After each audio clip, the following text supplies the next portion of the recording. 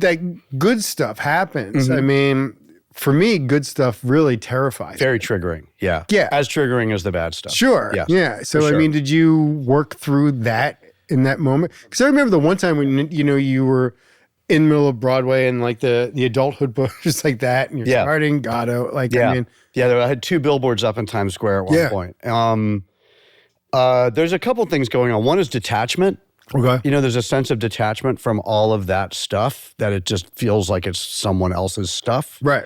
Some of which I think is quite healthy, actually, because it's not like I'm not taking all of those things very seriously and working on them in a very intense way on the ground. Yeah. But the kind of public-facing stuff, I have a sort of dissociative.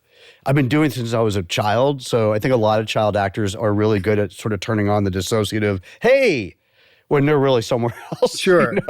Because I went to the premiere for Adulthood, the film I directed at the Toronto Film Festival, and we had to organize our tech rehearsal for Godot to let me do it.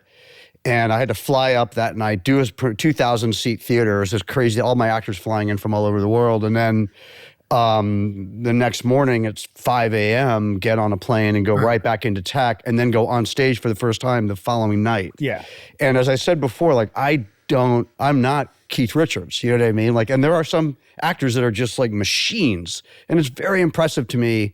And I like to rest. I like to go slow. Yeah. I like to not have a ton of stuff like that going on at once. So it is not what I'd call my ideal scenario.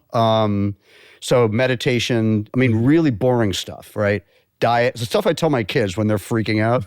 How's your diet? How's your sleep? How's your exercise? Like first 3 things I always ask. And so managing those things, paramount for me. And meditation, paramount. Right. A lot of meetings, paramount. And What's your meditation routine?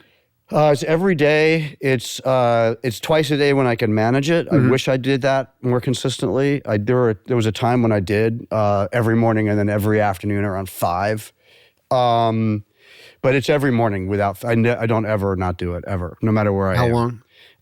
Anywhere from like 8 to 20 minutes. Got it. There are some times when I can feel I'm just so, in a zone after like 2 minutes. I'll just sort of linger in for another 6.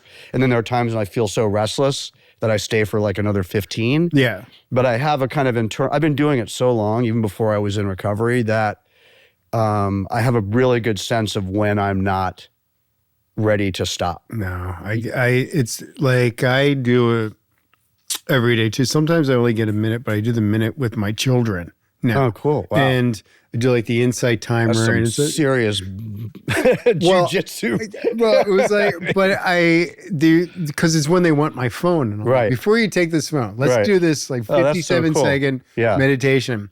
And it's,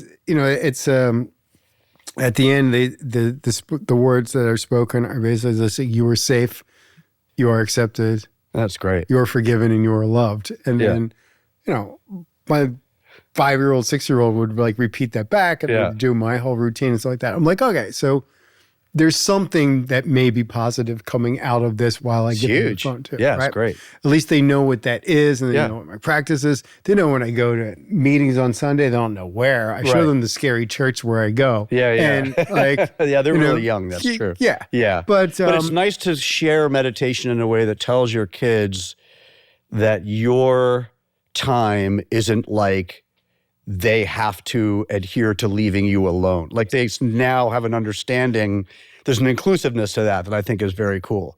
Because we can sort of sequester ourselves off, and the family can be kind of like, he's doing that thing, well, which isn't necessarily helpful. And sometimes they come down, and sometimes I'm like, in the middle, I'll be like 3.5 minutes into it. And, knocking, come down, stuff like that. And I'm like, okay, if I overreact here, it's going to screw everything up. That's right. So instead, I'll just be like, before this, let's do the 57-second thing and then go that way. But some days it only takes me a minute. Yeah.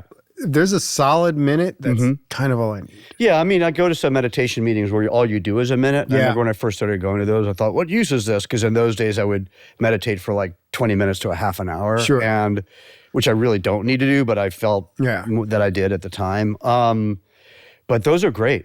And there's a lot to get out of a minute. And there are times when I'm in meditation meetings or whatever where you're just doing a minute, and that's plenty. Yeah.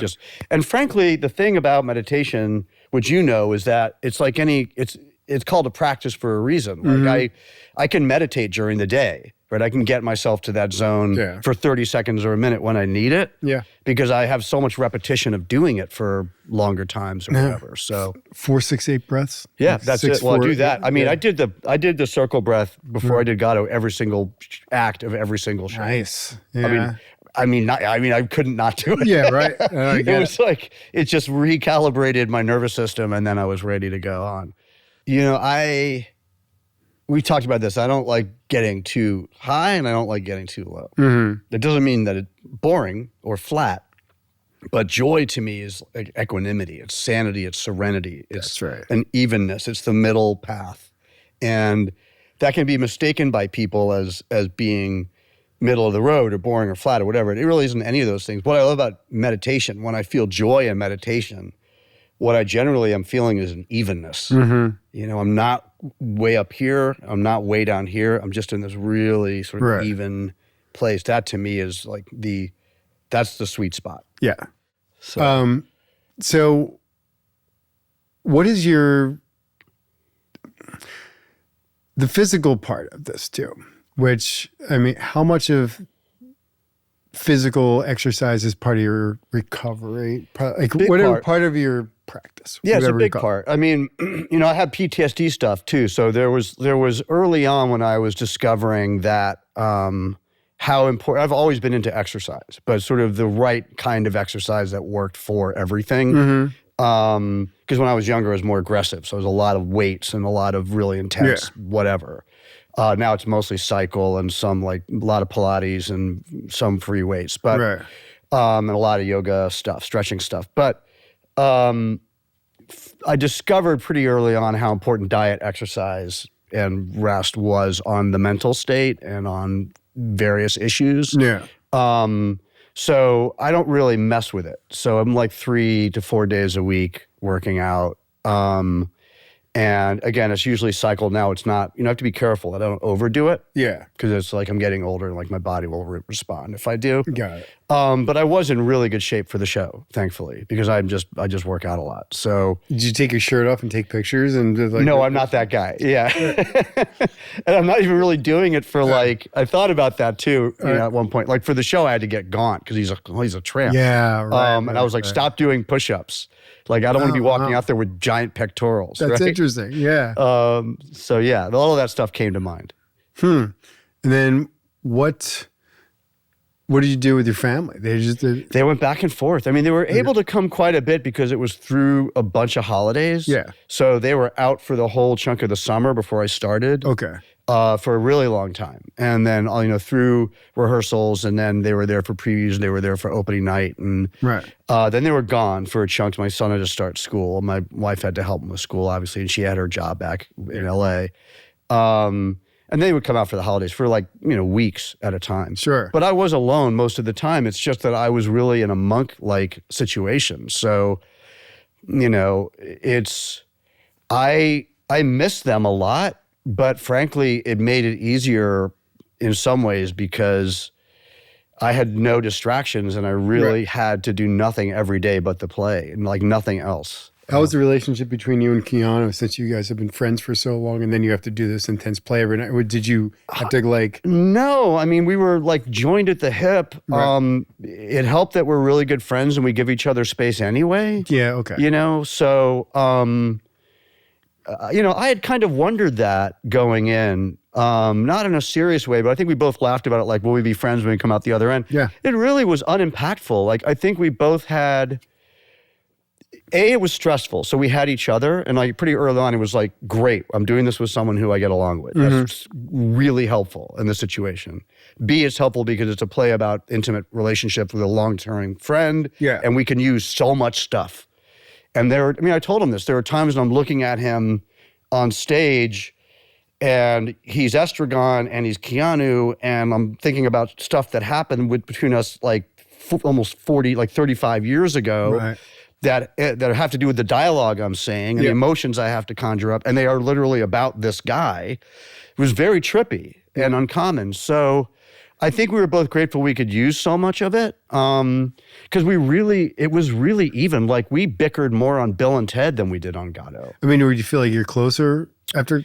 Oh, for sure. In some ways, though, I've known the guy a really long time. No, yeah. But I mean, it's just like, it kind of feels like you're going through some sort of, it's a moment where some people could consider it traumatic in some way. So there is like a little bit of trauma bonding. Maybe. Weirdly, movies are traumatic, right? Okay. So we've been through that kind of stuff because it's like, the Bill and Ted movies are really hard to make. And there's always points while we're making them going, is this going to work at all? And what do we do to get it to work? And it's not working and blah, blah, blah, blah.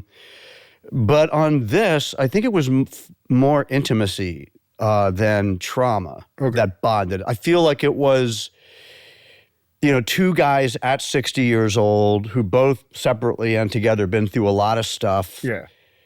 Doing a play that's about exactly that. Yeah. In a time that's really fraught. And audiences are coming and you're really feeling how fraught and jacked up the audiences are. So there was an intimacy to it that was really nice, just in terms of being in that zone. And eventually that became a quadrant, right? Because Michael, Patrick Thornton played Lucky, joined that, was part of that, and Brandon Durden, who played Pazzo, and the four of us became quite close as friends. And so it became kind of a quartet. But I was wondering if it was going to cause friction, and we really had none. And I think we just knew that it wouldn't serve our, like you said, it's like the things that were stressful or traumatic would have been made more stressful and traumatic had there been friction between the two of us. Yeah. And I think in an unspoken way, we figured that out really early. Like, so you kind of protected each other. We protected each other. We were not snapping at, like, if we're doing Bill and Ted, like, I'll come up with a line, he'll snap at me, or he'll say something and I'll snap at him or whatever. Right. It's fraternal. Yeah. We love each other, but there really wasn't any of that on this. So, which is interesting and a little bit surprising.